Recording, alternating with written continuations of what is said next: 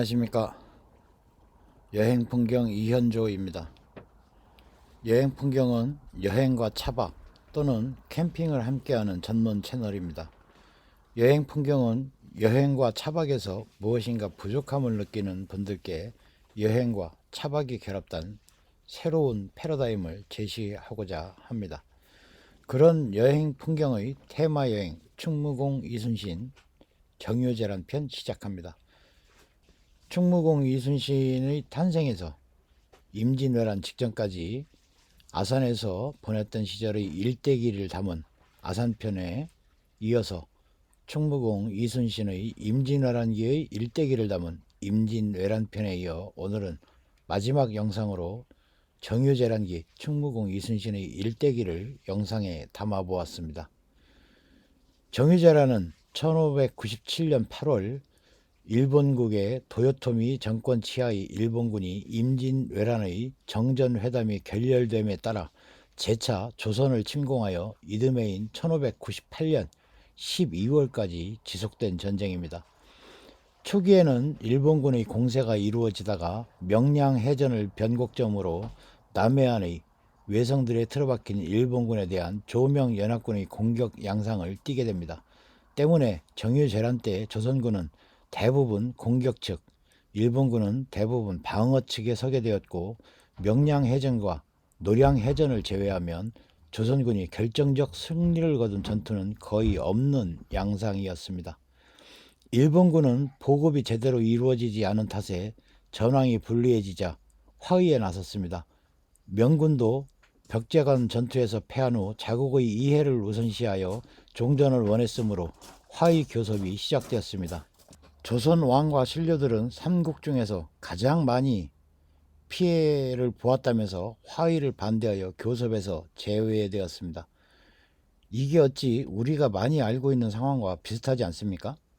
그렇죠. 한국전쟁 휴전회담 시 남측은 빼고 북측과 미국이 휴전회담을 진행한 상황과 너무도 똑같습니다. 스스로 서지 못하니 이런 꼴을 당하는 겁니다. 아직도 우리는 정신을 못 차려 이런 꼴을 또 당하지 말라는 보장이 없습니다. 교섭이 진행되는 동안 조선 조정은 군사 제도를 능률이 많이 나게 개편하고 의병 부대를 관군으로 편입시키는 등 방비를 강화해 나갔습니다. 일본군은 남해안으로 철군하여 외성을 축조하고 전투를 중단한 채 주둔하였습니다. 명과 일본군 양측은 서로 자국이 유리한 처지에서 화의를 교섭하려고 하였습니다. 일본군은 명나라 황녀를 일본의 후비로 삼을 것, 한반도의 남부 사도를 내줄 것, 감합 무역을 부활할 것, 조선 왕자와 대신 12명을 인질로 삼을 것을 명예 요구하였으나 일본군이 한 요구는 대부분 수용되지 않았고 3년에 걸친 화의 교섭은 결국 결렬되었습니다. 여기서 감합 무역이란 명나라와 일본 간의 무역을 의미합니다. 감합 무역의 가장 큰 목적은 무역 그 자체에서의 이익 추구라기보다는 중국 측에서 교류가 굉장히 드문 편이었던 일본과의 관계를 효율적으로 관리하려는 외교적 목적과 당시 해금 정책으로 성행했던 밀무역의 단속을 위해 정규 조공 사절단에게만 발급한 무역 허가증으로서의 의미를 가지고 있었습니다. 감합은 합해서 조사한다라는 뜻입니다. 당시 조공국의 사신이 명나라에 입항할 때 관리가 나와 황제의 도장이 찍힌 문서를 확인했는데 여기서 감합이라는 말이 나왔습니다.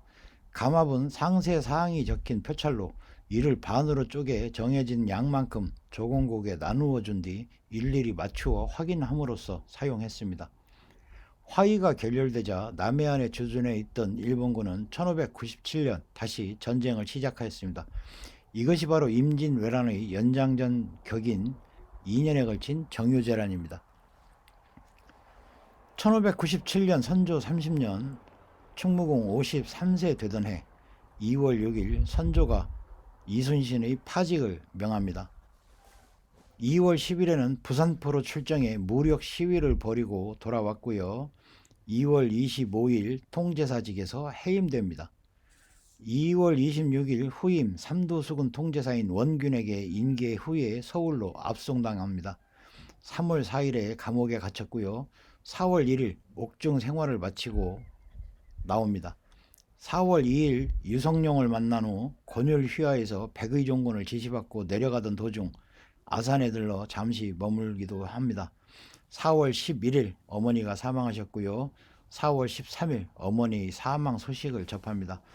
7월 23일 이조판서 이항복, 경림군 김명원의 건의로 이순신이 종이품 삼도수군 통제사에 복직을 하게 됩니다.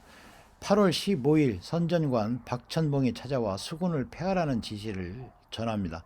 이순신은 신에게는 아직 배 12척이 남아있나이다 라는 장계를 올리며 수군의 폐지를 반대합니다. 8월 18일 경상우수사 배설로부터 전선 12척을 인계받았습니다. 8월 28일 1597년 8월 27일 삼도수군 통제사 원균이 7천량 해전에서 패한 후 남은 13척의 판옥선을 수습하여 적의 침입에 대비하던 중 음력 8월에 외선 8척이 해남군 송지면 어란리 어란포에서 외선 8척과 조우하여 교전 끝에 이를 격퇴하였습니다. 이 전투는 자신을 노출시켜 왜군을 유인하기 위한 목적도 있었고 이 전투를 통해 조선 수군의 사기가 높아지는 계기가 되었습니다. 이것이 어란포 해전입니다.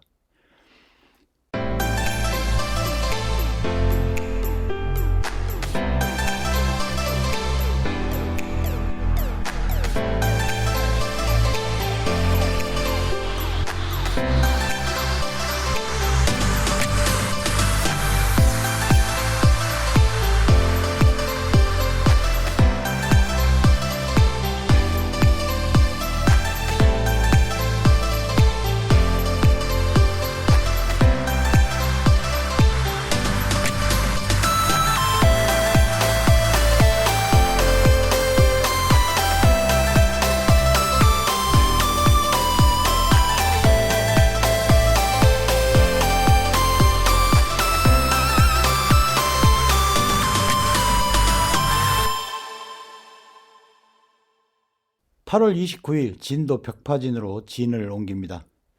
9월 2일 전선 12척을 인계한 경상우수사 배설이 도주하였습니다. 9월 16일 전선 13척과 피난선에 힘입어 명량 입구인 임하도의 좁은 목 우수영 앞바다에서 13척의 판옥선으로 일본군 133척과 맞서 싸워 승리하였습니다. 이것이 바로 충무공 3대 대첩의 하나인 명량대첩입니다. 일본군은 이 대첩에서 크게 패배하여 전선 31척이 침몰되거나 불에 탔고 반파되어 폐함 처리된 전선도 기록마다 다르지만 약 100여 척으로 추측되고 있으며 바다에 빠져 죽은 자가 헤아릴 수 없을 정도로 많은 막대한 피해를 입은 채 후퇴했고 이후 정유재란 내내 육군에게 해상로를 통해 물자를 보급하여 정비한 후에 한양을 점령하고 삼남을 정벌하겠다는 기존 전략이 완전히 무산되는 결과를 낳았습니다. 명량대첩 또는 명량해전은 전라좌도 수군 절도사 겸 통제사 이순신이 이끄는 조선수군연합함대가 명량 수도에서 일본군 함대를 대파하여 망국의 위기에 처한 조선을 구해낸 기적같은 전투입니다. 명량에서 이순신이 패했을 경우 조선은 9할 이상의 확률로 정유재란에서 패했을 것으로 여겨집니다. 정유재란의 판세를 완전히 뒤집은 해전으로서 동아시아를 넘어 세계 해전사에 있어서도 손에 꼽히는 대첩으로 평가되고 있습니다. 10월 14일 셋째 아들 이면의 전사 소식을 듣게 됩니다. 10월 29일 고하도로 진을 옮깁니다. 고하도는 목포 앞바다에서 약 2km 떨어져 있는 섬입니다. 2012년 6월에 고하도와 북항을 잇는 목포대교가 개통되어서 육지와 이어지게 되었습니다. 1598년 선조 31년 이충무공 54세 되던 해 2월 17일 완도 부속수 섬인 고금도로 이진하여 새로운 통제영으로 삼았습니다. 고금도는 이순신 장군이 정유재란 당시 조선 수군 통제영을 새로 설치한 곳이고 노량해전에서 전사한 충무공의 유해를 임시로 안치했던 곳이기도 합니다.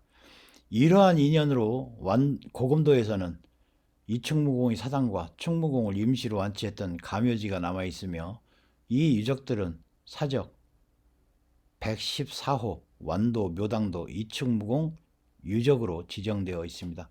묘당도라는 이름처럼 본래 사당이 있던 곳은 별개의 섬이었습니다. 현재 고금도는 완도군 동쪽에 있는 섬으로 동쪽으로는 조약도와 연도교로 연결되어 있고요. 더 동쪽에는 평일도, 생일도, 금당도가 위치해 있습니다. 북쪽으로는 강진군 마량면과 고금대교로 연육되어 있습니다. 남쪽으로 접해 있는 신지도와는 장보고 대교로 연결되어 있습니다. 7월 19일 명량해전 이후 함대 재건을 어느 정도 진행한 이순신의 조선 수군이 도도 다카토라, 가토 요시아키의 일본 수군과 정면으로 교전을 벌였습니다. 도도 다카토라와 가토 요시아키가 이끄는 일본 수군은 당시 조선 수군 통제령이 있던 고금도에 대한 기습 공격을 시도했습니다. 그러나 사전 정찰로 조선 수군은 적의 기습 시도를 파악하였고 거금도, 녹도 인근에 함대를 배치하고 일본 함대에 대한 역공을 가했습니다. 이 공격으로 전선 50여 척을 격침시켰습니다. 특이하게도 이 전투는 이순신이 집필한 난중일기에는 기록되어 있지 않습니다. 조선왕조실록 등 다른 사료에는 제대로 기록되어 있는 전투이며 실록에서는 외선 50여 척을 분멸하고 수급 71개를 베었다는 기록이 있습니다. 조선과 명나라의 연합수군이 결성된 이후의 첫 전투이나 당시 명수군의 지휘관인 진리는 전투에 대한 의욕이 낮아서 함대를 출동시키지 않고 조선 수군 함대만을 출격시킨 채 전황을 관망하였습니다. 이것이 저리도 또는 저리포 해전입니다. 저리도는 당시 전라도 흥양현 금산면 신촌리고 지금은 전남 고흥군 거금도 지역입니다. 9월 20일 고금도에 진을 두고 군세를 확장해오다 저리도 해전에서 왜군을 대파한 이순신 함대는 명나라 원군과 연합하여 1598년 10월 19일부터 11월 6일까지 순천 예교성 앞에 있는 장도 부근의 바다로 진출하여 육상의 적을 공격하여 심대한 타격을 주었으니 이것이 장도 해전입니다. 이때 예교성에는 고니시 유키나가가 이끄는 약 1만 5천 명의 왜군이 농성하고 있었습니다. 이 시기는 동남 해안지방으로 밀린 왜군을 섬멸하기 위해 조우명 연합군이 사로 병진책을 쓰던 시기로 명의 마귀가 지휘하는 동로군은 울산성을 공격하고 동일원이 지휘하는 중로군은 사천성을 공격하고 유정이 지휘하는 서로군은 순천 예교성을 그리고 진린이 지휘하는 수로군은 해상에서 순천 예교를 협공하기로 되어 있었습니다. 조명연합 수로군은 1598년 10월 14일에 고금도 덕동기지를 출발하여 10월 19일에 순천 예교성 바로 앞에까지 진출하여 장도를 공격하였습니다. 당시 장도에는 왜군의 군량미 창고가 있었는데 이순신은 군사를 상륙시켜 군량미를 빼앗아오고 나머지는 불태워버렸습니다. 10월 21일까지 3일 동안 공격을 계속해도 왜군은 바다로 나오지 않고 육상에서 방어만 했습니다.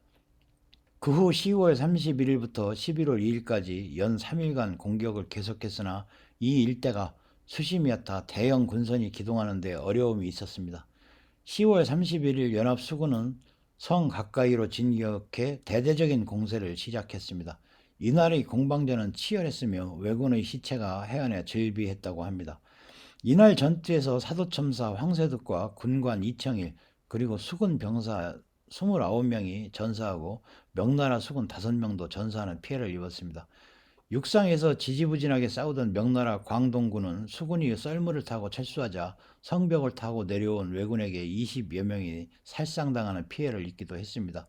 11월 1일에는 다시 야간 공세를 펼쳐 다음날까지 조선 수군은 분전했으나 육지에서는 유정이 지휘하는 명나라 육군이 합동작전을 제대로 펼치지 않았고 바다에서도 진린이 지휘를 잘못하여 명나라 수군의 대소 함선 128척이 좌초하거나 불타는 큰 피해를 보면서 수많은 사상자를 내고 말았습니다. 결국 명나라 군사들의 수륙 합동작전은 실패하고 말았습니다. 11월 4일 유정은 순천으로 후퇴하고 조명연합 함대는 11월 6일에 고금도 덕동기지로 귀환하였습니다. 이러한 장도 해전은 일본으로 퇴각하려는 왜군의 발을 묶어놓고 최후의 노량해전에 대비하기 위한 전초전이었습니다. 11월 19일 퇴각하는 왜군을 노량에서 요격하던 중 관음포에서 총탄에 맞아 충무공은 전사를 하게 됩니다. 이것이 바로 노량해전입니다. 노량해전은 임진왜란에서 정유재란까지 7년 전쟁을 끝낸 전투이자 이순신 생애 최후의 해전입니다. 1598년 12월 16일 새벽 전라 좌도 수군 절도사 겸 삼도 수군 통제사 이순신과 명나라 수군 도독 진린이 지휘하는 조선과 명나라 연합 함대가 철수하려는 고니시 유키나가의 일본 함대를 구조하려는 시마지의 요시히로의 일본 함대를 속여 노량 해협에 유인 후 기습하여 관음포로 몰아넣어 극소수 탈출을 제외한 대다수를 침몰, 납포시켜 큰 승리를 거두게 되는 전투였습니다. 전투 도중 충무공 이순신이 전사하자 시신을 처음에는 노량해전의 전장이던 남해의 관음포에 임시로 모셨다가 이순신 재직 시 마지막 통제영이었던 고금도로 옮겼습니다.